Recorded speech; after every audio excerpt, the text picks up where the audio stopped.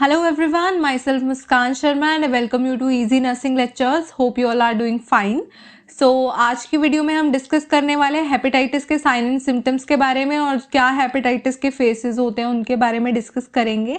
कैसे कैसे sign and symptom appear होते हैं, कौन कौन से बॉडी पार्ट्स इन्वॉल्व होते हैं, वो सब पढ़ेंगे। ये हमारा एक हेपेटाइटिस सीरीज का कंटिन्यूएशन पार्ट है। इससे पहले 2 वीडियोज आ चुकी हैं जिसमें हेपेटाइटिस का ओवरव्यू दिया था फर्स्ट वीडियो में, एंड सेकेंड वीडियो में मैंने डिस्कस करा था हेपेटाइटिस की पैथोफिजियोलॉजी के बारे में। मेक श्योर आप वो वीडियोज पहले जाके देखें, लिंक डिस्क्रिप्शन में आपको मिल जाएगा और फिर आप इस वीडियो को कंटिन्यू देखें। Okay, so before starting the video, do like this video and subscribe to our YouTube channel and you can also press the bell notification icon. आपको पता लग जाएगा मेरी जब भी न्यू वीडियो आएगी। Let's start the video.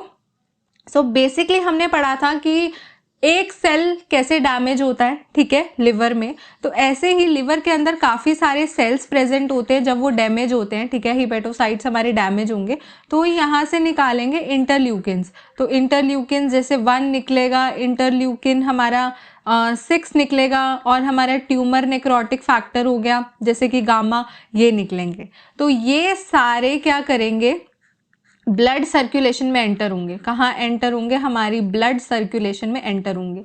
जब भी चीज़ हमारी डैमेज हुई है तो वहाँ से इंटरल्यूकिन्स निकलेंगे, ठीक है, जो कि सिग्नलिंग का पर्पस प्ले करेंगे। यहाँ से वो कहाँ जाएंगे? ब्लड सर्कुलेशन में जाएंगे, लिवर में से निकल के ब्लड सर्कुलेशन में एंटर हो जाएंगे। And through this blood circulation they enter in the brain. कहाँ चले जाएंगे? ब्रेन में चले जाएंगे, ठीक है। वहाँ जाकर ये क्या करेंगे? रिलीज करवाएंगे क्या क्या? एक तो निकलवाएंगे PGE2, ठीक है, या PGF2, ये सारे निकलवाएंगे। उसके बाद PGF2 अल्फा, ये सारे निकालेंगे। तो हमें पता जो प्रोस्टाग्लैंडिन्स होते हैं they are responsible to cause fever, malaise, ये सारी चीज़ें कॉज करेंगे। तो सबसे पहला साइन एंड सिम्टम हमें देखने को मिलेगा फीवर, स्पेशली हमें साथ में मलेज देखने को मिलेगा, ठीक है। तो फर्स्ट साइन एंड सिम्टम हमारा क्या हो गया? Fever and मलेज। कैसे देखने को मिला कि जो लिवर सेल हमारे डैमेज हुए हैं उन्होंने इंटरल्यूकिन्स निकाले हैं, ठीक है, TNF निकाला है, वो ब्लड सर्कुलेशन में गए हैं, फिर वहाँ ब्रेन में गए हैं, ब्रेन में उन्होंने जाके प्रोस्टाग्लैंडिन्स निकलवा लिए हैं और वहाँ से क्या साइन एंड सिम्टम हमें फर्स्ट अपीयर हुआ है? हमें अपीयर हुआ है फीवर, ठीक है। और क्या है, जब हमारे लिवर सेल डैमेज होंगे ये साथ में निकलवाएंगे हिपैटोटॉक्सिन्स। क्या निकलवाएंगे? हिपैटोटॉक्सिन्स। हिपैटोटॉक्सिन मतलब लिवर के जो टॉक्सिन्स है। अब ये जो हिपैटोटॉक्सिन है सेम एज दैट, ये भी कहाँ जाएंगे? ब्लड में हमारे एंटर हो जाएंगे, ठीक है। और जब ये हमारे ब्लड में एंटर होंगे तो ये कहाँ मूव करेंगे? हमारे सेंट्रल नर्वस सिस्टम की तरफ मूव करेंगे, ठीक है। और सेंट्रल नर्वस सिस्टम में भी ये कहाँ जाएंगे? कीमो ट्रिगर जोन होता है हमारा, कीमो ट्रिगर जोन होता है हमारा, वहां पर जाएंगे, ठीक है। CNS में भी कहाँ जाएंगे? कीमो ट्रिगर जोन में जाएंगे। और जो कीमो ट्रिगर जोन होते हैं they are specially sensitive to hepatotoxin. ये काफ़ी ज़्यादा सेंसिटिव होते हैं हिपैटोटॉक्सिन्स को लेकर। तो जब हिपैटोटॉक्सिन ही कीमो ट्रिगर जोन के पास आया तो कीमो ट्रिगर जोन को क्या कर देंगे? ये एक्टिवेट कर देंगे, ठीक है। और एक बार अगर कीमो ट्रिगर जोन एक्टिवेट हो गया तो उसी के साथ एमेटिक सेंटर होता है, वो भी हमारा क्या हो जाएगा? एक्टिवेट हो जाएगा। एमेटिक सेंटर भी हमारा क्या हो जाएगा? एक्टिवेट हो जाएगा। और एमेटिक सेंटर हमारा एक्टिवेट हुआ तो वो सिग्नल किसको भेजेगा? हमारे GI ट्रैक को, गैस्ट्रोइंटेस्टाइनल ट्रैक को भेजेगा। और जिसकी वजह से हमें क्या सिम्टम्स देखने को मिलेंगे? नॉजिया देखने को मिलेगा, ठीक है, वॉमिटिंग देखने को मिलेगा, ठीक है, और साथ ही साथ हमें डायरिया देखने को मिलेगा। तो ये हमें साइन एंड सिम्टम देखने को मिलेंगे जब हमारा कीमो ट्रिगर जोन एक्टिवेट हो जाएगा, ठीक है। तो क्या क्या हमें मेन साइन एंड सिम्टम देखने को मिले? सबसे पहले जस्ट सेकंड में हाइलाइटर ऑन कर लूँ, ठीक है। तो इंटरल्यूकिन 1 रिलीज हुआ, इंटरल्यूकिन 6 और ट्यूमर नेक्रोटिक फैक्टर गामा, वो ब्लड सर्कुलेशन में एंटर हुए, वहाँ से ब्रेन पे गए, ब्रेन से प्रोस्टाग्लैंडिन्स निकलवाए, प्रोस्टाग्लैंडिन्स निकलने की वजह से क्या हो गया? फीवर और मलेज के साइन एंड सिम्टम हमें आने शुरू हो गए once we are infected with the hepatitis virus, okay. और साथ ही साथ लिवर ने क्या निकाले? हिपैटोटॉक्सिन्स निकाले, जो हिपैटोटॉक्सिन ब्लड में जाएंगे, ब्लड से CNS में गए, CNS में कहाँ गए? कीमो ट्रिगर जोन के पास गए। और as we know that chemo trigger zone is very very very sensitive to what? Hepatotoxins. तो कीमो ट्रिगर जोन को ये क्या करेगा? एक्टिवेट करेगा, जो कि हमारे एमेटिक सेंटर, एमेटिक की नाम से पता लग रहा है वॉमिटिंग रिलेटेड है। तो एमेटिक सेंटर हमारा जो सिग्नल्स है वो कहाँ भेजेगा? गैस्ट्रोइंटेस्टाइनल ट्रैक को, जिसकी वजह से हमें नॉजिया, वॉमिटिंग, डायरिया, ये साइन एंड सिम्टम्स हमें फेस करने को मिलेंगे, ठीक है। इवेंचुअली क्या होगा? Due to we know that just a second, eventually क्या होगा, नॉजिया, वॉमिटिंग, डायरिया। अब इनकी वजह से और क्या होगा, नॉजिया, वॉमिटिंग, डायरिया की वजह से डिहाइड्रेशन। ये तो डिहाइड्रेशन होगी जब भी आपकी बॉडी में से फ्लूइड बाहर लॉस हो रहा है, वॉमिटिंग के थ्रू हो रहा है, ठीक है, साथ ही साथ डायरिया के साथ हो रहा है, ठीक है, तो डिहाइड्रेशन होगा ही होगा। डिहाइड्रेशन होगा तो इवेंचुअली पर्सन का क्या होगा, वेट लॉस होगा। क्या होगा, वेट लॉस होगा। और क्या क्या होगा, जब हमें पता है वॉमिटिंग और डायरिया होता है तब साथ ही साथ इलेक्ट्रोलाइट इम्बैलेंसेस होते हैं, इलेक्ट्रोलाइट इम्बैलेंसेस होते हैं, ठीक है, जिसमें हमें हाइपोनेट्रीमिया, हाइपोकेलीमिया, ये सारी चीज़ें देखने को मिलेंगी। तो हमने कितने साइन एंड सिम्टम पढ़े, हमने पढ़ा है हमारे पास फीवर हो गया, नॉजिया, वॉमिटिंग, डायरिया और इलेक्ट्रोलाइट इम्बैलेंस हो गया, डिहाइड्रेशन हो गया और वेट लॉस हो गया। तो ये सारे के सारे हमें साइन एंड सिम्टम किस में देखने को मिलते हैं, ये हमें देखने को मिलते हैं प्रोड्रोमल फेज में। किस में देखने को मिलते हैं, प्रोड्रोमल फेज में। तो फर्स्ट फेज किसी भी हेपेटाइटिस का कौन सा होता है, प्रोड्रोमल फेज। तो प्रोड्रोमल फेज में हमारा मेनली ब्रेन में स्टिमुलेशन जाती है, सीएनएस आगे गैस्ट्रोइंटेस्टाइनल में भेजता है और जिसकी वजह से हमें ये सिम्टम्स लीड होते हैं। तो ये सारे symptom, fever, nausea, vomiting, diarrhoea, dehydration, weight loss, electrolyte imbalances, ये हमें किस में देखने को मिलते हैं, प्रोड्रोमल फेज में हमें ये सारे साइन एंड सिम्टम मेनली देखने को मिलते हैं इन द प्रोड्रोमल फेज। तो ये था हमारा फर्स्ट फेज। हमें पता है हमारा जो हीमोग्लोबिन है, जो हमारा हीमोग्लोबिन है, ठीक है, वो क्या है, जब इसकी ब्रेकडाउन होती है तो हीम बनता है और हीम से ही हमें पता है कि क्या बनता है, प्रोडक्ट निकलता है, दैट इज अनकॉन्जुगेटेड बिलीरुबिन। अब ये जो अनकॉन्जुगेटेड बिलीरुबिन है ये हमारी बॉडी से एक्सक्रीट आउट नहीं हो सकता, तो इससे पहले हमें किस में, कॉन्जुगेटेड में चेंज करना पड़ता है और इसकी कॉन्जुगेशन कौन करता है, लिवर। तो ये अनकॉन्जुगेटेड बिलीरुबिन कहाँ जाता है, लिवर के पास जाता है, ठीक है, और लिवर इसको किस में चेंज कर देता है, इन द कॉन्जुगेटेड बिलीरुबिन में इसको चेंज कर देता है इसकी एक्सक्रीशन करने के लिए, जैसे ग्लूकुरियोनिक एसिड के साथ बाइंड कर देगा तो जिसकी वजह से इजीली बॉडी से एक्सक्रीट आउट हो जाएगा। ये नॉर्मल कंडीशन है, ठीक है।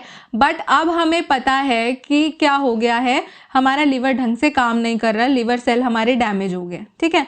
तो ब्लड सर्कुलेशन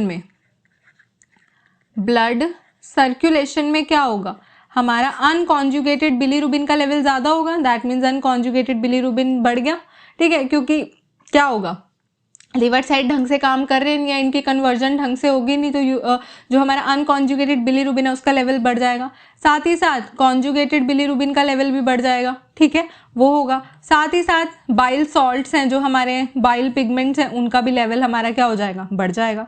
तो ये सारी चीज़ें unconjugated, conjugated bilirubin, bile salts, ये सारे मिलके ये क्या है, बेसिकली येलोइश प्रोडक्ट्स बनाते हैं, ठीक है। तो ये सारे जाके हमारे डिपॉजिट हो जाएंगे कहाँ, डिपॉजिट इन स्क्लेरा। सबसे पहले कहाँ, स्क्लेरा में जाएंगे और जाके डिपॉजिट हो जाएंगे, इक्ट्रेस बोलेंगे इसे, डिपॉजिट हो जाएंगे, ठीक है। और साथ ही साथ फिर कहाँ जाएंगे, जब एक बार डिपॉजिट हो गए स्क्लेरा में, फिर साथ ही साथ ये जाएंगे हमारे कहाँ, in the tissues of thick skin, जो हमारी थिक स्किन है बॉडी की, वहाँ पर जाएंगे, जैसे कि हमारी कौन सी होगी, पाम्स हो गए, सोल्स हो गए, वहां जाएंगे जो बॉडी के थिक है स्किन, और क्या करेंगे, जॉन्डिस लाइक अपीयरेंस देंगे, क्या देंगे, जॉन्डिस लाइक अपीयरेंस देंगे, ठीक है। येलोइश डिस्कलरेशन हो जाएगी स्किन की, पाम्स की, सोल्स की और साथ ही साथ स्क्लेरा की। तो ये हमें साइलेंट सिम्टम देखने को मिलेंगे कब, जब हमारा बिलीरुबिन का लेवल बॉडी में बढ़ जाएगा, ठीक है। तो क्या था, हीमोग्लोबिन की डिस्ट्रक्शन, जो मतलब ब्रेकडाउन होगी, हीम बनेगा, हीम से अनकॉन्जुगेटेड बिलीरुबिन बनेगा। अब लीवर ढंग से काम नहीं कर रहा है, इसका भी लेवल बढ़ जाएगा, इसका भी लेवल बढ़ जाएगा, बाइल सॉल्ट्स का भी लेवल बढ़ जाएगा, जिसकी वजह से वो डिपॉजिट हो जाएंगे स्क्लेरा में, ठीक है, और हमें येलोइश डिस्कलरेशन दिखेगी आईज की, ठीक है, और साथ ही साथ जो थिक स्किन है हमारी, पाम्स एंड सोल्स है, वहां भी ये जाके एक्यूमुलेट हो जाएंगे, जिसकी वजह से बॉडी में जॉन्डिस लाइक अपीयरेंस हमें क्या होगी, देखने को मिलेगी, ओके।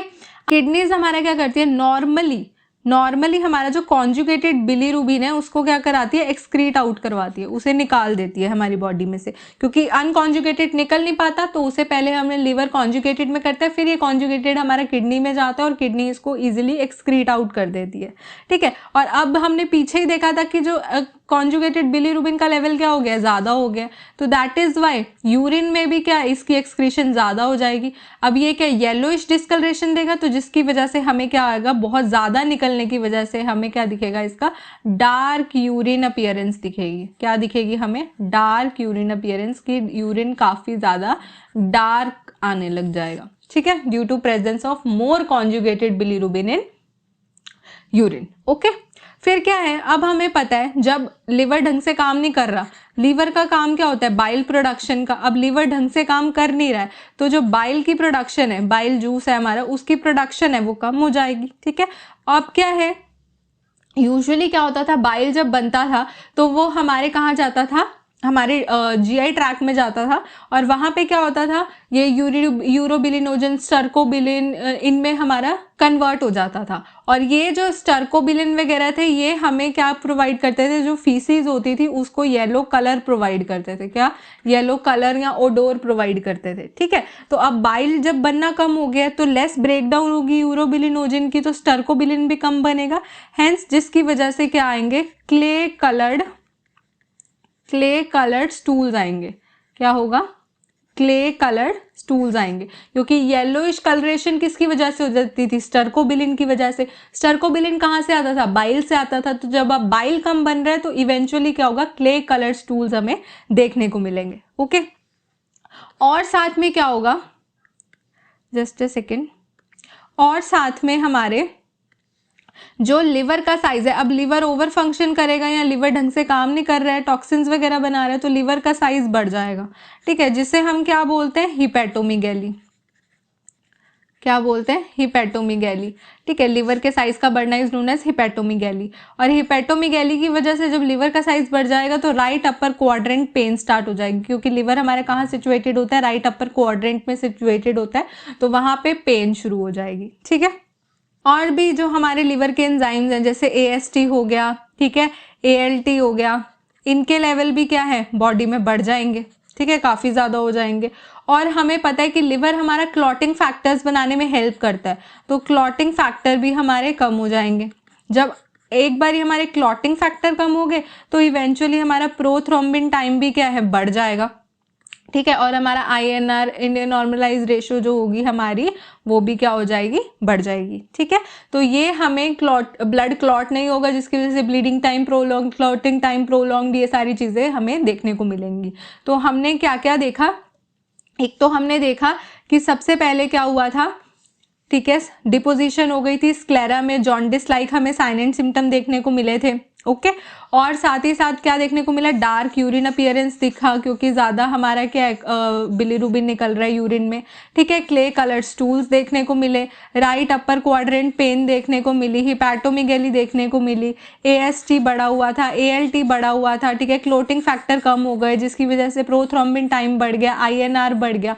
तो ये सारे साइन एंड सिम्टम हमें कौन से फेस में देखने को मिलते हैं, this phase is basically known as, this phase is known as icteric phase. क्या बोला जाता है इसे, इक्टेरिक फेस बोला जाता है। इक्टेरिक फेस आप नाम याद कैसे रखोगे, इक्ट्रस, मैंने पीछे बताया था, icterus related to what, jaundice. तो jaundice like sign and symptom, इन सब के साथ clay coloured urine, dark clay coloured stool, dark urine appearance, right upper quadrant pain, ये सारी चीजें आपको इक्टेरिक फेस में दिखने को मिलेंगी। तो सेकंड फेस आपका क्या हो जाएगा, इक्टेरिक फेस। तो फर्स्ट हमारा कौन सा था, प्रोड्रोमल फेस। तो आपको hope sign and symptom clear हो गए हो कि प्रोड्रोमल फेस में कौन से आते हैं और इक्टेरिक फेस में आपके कौन से साइन एंड सिम्टम आते हैं, ठीक है। अब क्या है, हमने जब ओवरव्यू पढ़ा था हेपेटाइटिस का, तो हमने देखा था जो हेपेटाइटिस A वायरस है या हेपेटाइटिस हमारे पास D है, D निकाल दो आप, चलो E की बात करो, E है, ये सारे हमारे पास एक्यूट होते हैं, ठीक है। वाइल हेपेटाइटिस जो B वायरस है या हेपेटाइटिस C वायरस है, वो हमारे क्या होता है, एक्यूट प्लस क्रॉनिक दोनों होते हैं, ठीक है, ये हमने पढ़ा था पीछे ही, एक्यूट प्लस क्रॉनिक दोनों होता है। और जो हेपेटाइटिस D वायरस है वो मेनली क्रॉनिक होता है, क्योंकि उसकी प्रेजेंस के लिए B का होना बहुत ही ज़्यादा ज़रूरी होता है, ठीक है। तो अब क्या होता है, यूजुअली जो हमारे एक्यूट होते हैं, ठीक है, जो प्रोलॉन्ग नहीं होते, जो थोड़े टाइम तक ही हमारे रहते हैं, तो उनके लिए क्या होता है, जब हमारा सीक्वेंस चला प्रोड्रोमल फेस का, प्रोड्रोमल के बाद आया इक्टेरिक फेस, और जो एक्यूट वाले होते हैं इनके लिए आ जाता है direct convulsion face. Convulsant face में क्या होता है, बेसिकली जो हमारे बाकी के साइन एंड सिम्टम्स हैं, ठीक है, जो हमारा जॉन्डिस है, ठीक है, या हमारा क्ले कलर्ड स्टूल है, ठीक है, और हमारा डार्क यूरिन है, ओके, और हमारे जो एंजाइम्स के लेवल अब नॉर्मल हो रखे हैं, हिपैटोमीगैली हो रखी है, राइट अपर क्वाड्रेंट का जो पेन है, ठीक है, नोजिया वॉमिटिंग डायरिया है, नोजिया वॉमिटिंग डायरिया है, ये सारे हमारे हील अप होने स्टार्ट हो जाते हैं, ये सारे हमारे नॉर्मलाइज होने स्टार्ट हो जाते हैं। कब? ड्यूरिंग द कन्वल्शन फेज, क्योंकि एक्यूट है, एक्यूट में आपने दवाई वगैरह ली तो ये नॉर्मलाइजेशन में चला गया, नॉर्मलाइज होने स्टार्ट हो गए। तो 3 फेज हमें देखने को मिलते हैं एक्यूट वालों में, दैट इज प्रोड्रोमल, इक्टेरिक और कन्वल्शन। लेकिन जो क्रॉनिक वाले हैं, जैसे हेपेटाइटिस बी हो गया, हेपेटाइटिस सी या हेपेटाइटिस डी, मेनली इनमें जो देखा जाता है, हमारा जो इक्टेरिक फेस है उसके बाद हमारा फेस आता है that is known as extra hepatic manifestations वाला। कौन सा? Extra hepatic manifestations. Extra hepatic manifestations का मतलब हो गया कि लिवर से रिलेटेड नहीं है, उसके अदर सिस्टम में वो अब क्या है, अपने साइन एंड सिम्टम दिखाना शुरू कर चुका है, क्योंकि they are chronic in nature, ठीक है। अब क्या होता है, जैसे हमारा हेपेटाइटिस वायरस था, ये हमारा सिंगल स्ट्रैंडेड एंटर हुआ, एंटीजन था, ठीक है, इसके लिए हमारी बॉडी ने एंटीबॉडी बनाए, हमारी बॉडी इसके लिए एंटीबॉडी बनाएगी, तो ये क्या होगा, एंटीजन और एंटीबॉडी मिला के क्या बना लेंगे, इम्यून कम्प्लेक्स बना लेंगे, ठीक है। ये मैंने सब डिटेल में बताया हुआ है कैसे इम्यून कम्प्लेक्स बनता है, ठीक है, आप माइक्रोबायोलॉजी की प्लेलिस्ट पे जाके देख सकते हैं, लिंक डिस्क्रिप्शन में डाल दूंगी। इम्यून कम्प्लेक्स बना लेंगे। अब ये जो इम्यून कम्प्लेक्स है ना, ये जाके हमारे डिपॉजिट्स हो जाएंगे, ये डिपॉजिट हो जाएंगे, कहाँ पे हो जाएंगे, इन साइनोवियल जॉइंट्स हैं जो बॉडी के, वहां पे जाके डिपॉजिट हो जाएंगे। कौन? हमारे इम्यून कम्प्लेक्स। अब जब ये डिपॉजिट होंगे तो ये क्या कॉज करेंगे, आर्थराइटिस कॉज करेंगे, क्या इन्फ्लामेशन कॉज करेंगे वहां की, that is known as what we call it as arthritis, ठीक है। साथ ही साथ और ये कहाँ पे डिपॉजिट होंगे, they will deposit in vessels, जो ब्लड वेसल्स हैं वहां पर डिपॉजिट हो जाएंगे, ठीक है। उसे हम क्या बोलेंगे, वेसिकुलाइटिस। वेस्कुलाइटिस बेसिकली क्या हो गया, जो वेसल्स की इन्फ्लामेशन है वो हो गई, ठीक है। ये वेसल्स में जब डिपॉजिट हो जाएंगे। और हमारे कहाँ हो सकते हैं ये डिपॉजिट हो सकते हैं इन हार्ट, ठीक है, हार्ट में जाके हो सकते हैं। वहां पर ये क्या कॉज करेंगे, मायोकार्डाइटिस, मायोकार्डियम की इन्फ्लामेशन कर सकते हैं, ठीक है। पेरिकार्डाइटिस कर सकते हैं, पेरिकार्डियम की इन्फ्लामेशन कर सकते हैं। ये साइन एंड सिम्टम हमें देखने को मिल सकते हैं अगर ये हार्ट में डिपॉजिट हो गए, ठीक है। और ये हमारे कहाँ कहाँ जाके बाइंड हो सकते हैं, ये जो हमारे इम्यून कम्प्लेक्सेस हैं ये हमारे जाके बाइंड हो सकते हैं, या तो देखो प्लेटलेट से बाइंड हो जाएंगे, ठीक है, या हमारे किससे, आरबीसीज रेड ब्लड सेल से बाइंड हो सकते हैं, या हमारे किससे, डब्ल्यूबीसीज व्हाइट ब्लड सेल से क्या होंगे, मेनली न्यूट्रोफिल्स की बात हो रही है, न्यूट्रोफिल्स से जाके बाइंड हो जाएंगे, ठीक है। अगर प्लेटलेट से बाइंड होंगे तो उनकी क्वांटिटी को क्या कर देंगे, उनके अमाउंट को क्या कर देंगे, कम कर देंगे, जिसकी वजह से क्या कर देंगे, ये हमें थ्रोम्बोसाइटोपिनिया हो जाएगा, ठीक है। आरबीसीज जब रेड ब्लड सेल्स को जाएंगे, वहां जाके बाइंड हो जाएंगे, उनके साथ उनकी डिस्ट्रक्शन कर देंगे, तो जिसकी वजह से क्या देखने को मिल जाएगा, हीमोलिटिक एनीमिया देखने को मिल जाएगा हमें, तो हीमोलिटिक एनीमिया हो जाएगा, ठीक है। और डब्ल्यूबीसीज या मेनली न्यूट्रोफिल्स को साथ जब बाइंड हो जाएगा, उनके अमाउंट को कम कर देगा, तो क्या कर देगा, ये वहां पे न्यूट्रोपीनिया कॉज कर देगा, क्या कॉज कर देगा, न्यूट्रोपीनिया, इनके लेवल को ये कम कर देगा, ठीक है। तो ऐसे ऐसे हमें ये क्या है, एक्स्ट्रा हिपैटिक मैनिफेस्टेशंस देखने को मिलेंगी। इनमें भी हमें कौन कौन सी देखने को मिलेंगी, जैसे कि जब एंटीजन और एंटीबॉडी हमारे बाइंड हो जाएंगे, इम्यून कम्प्लेक्सेस जब साइनोवियल जॉइंट में डिपॉजिट हो जाएंगे, दे विल कॉज आर्थराइटिस, जब वेसल्स में डिपॉजिट हो जाएंगे they will cause vasculitis, heart में डिपॉजिट हो जाएंगे तो मायोकार्डाइटिस और पेरिकार्डाइटिस कर देंगे, जब प्लेटलेट्स के साथ बाइंड होगी उनका नंबर कम कर देंगे, थ्रोम्बोसाइटोपिनिया कर देंगे, आरबीसीज के साथ बाइंड हो जाएंगे तो हीमोलिटिक एनीमिया कॉज कर देंगे, डब्ल्यूबीसीज के साथ बाइंड होकर न्यूट्रोपीनिया कॉज कर देंगे।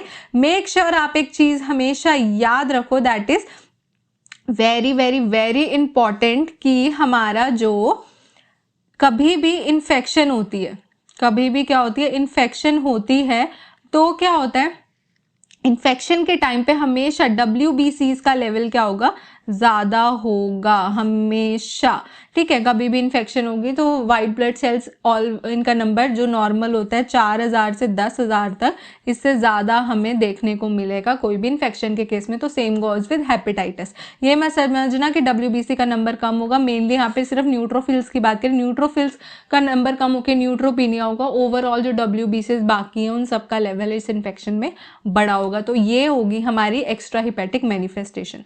सो आज की वीडियो में हमने पढ़े फेसेस, पढ़े साइन एंड सिम्टम पढ़े। फेसेस में प्रोड्रोमल फेस पढ़ा जिसमें fever, nausea, vomiting, diarrhoea, dehydration, weight loss, electrolyte imbalance आते हैं।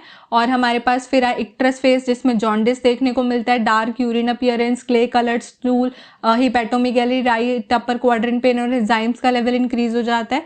ये हमारा इक्ट्रस फेस में था। एक्यूट वालों में फिर इक्ट्रस फेस के बाद कन्वल्सन फेस आता है जिसमें नॉर्मलाइजेशन हो जाती है सारी। लेकिन क्रॉनिक वालों में एक्स्ट्रा हिपैटिक मैनिफेस्टेशन देखने को मिलते हैं जैसे arthritis, vasculitis, myocarditis, pericarditis, thrombocytopenia, haemolytic anaemia and neutropenia. Okay, so that is all about today's video. Hope आपको अच्छे समझ आ गया हो and do like this video and share it with your friends if you find it useful and thank you.